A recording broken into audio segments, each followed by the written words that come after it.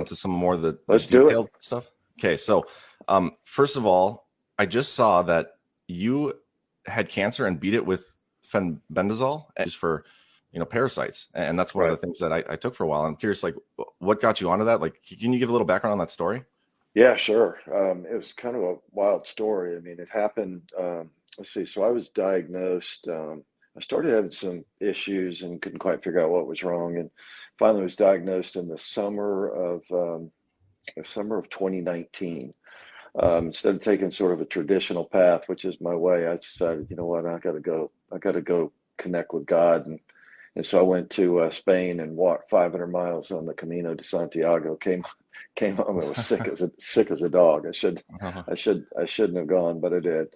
And and I came back and started going through all the treatments. They gave me the drugs, they gave me the radiation. I went through surgery, and it just wasn't going away. And they kept detecting new things, and it had metastasized a little bit. And they did a biopsy in May of 2021, and it had spread to my kidneys. And so I was like, oh man, this isn't good.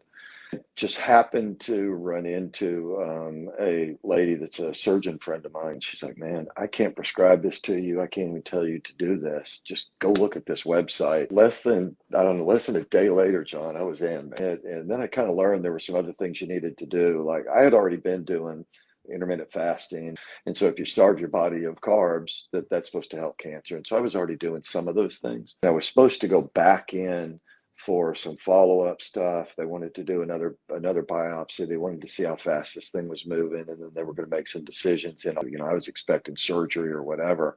So I'm taking this stuff, following the protocol, taking my zinc and taking my vitamin C and doing my intermittent fasting, cycling in and out of the fenbendazole.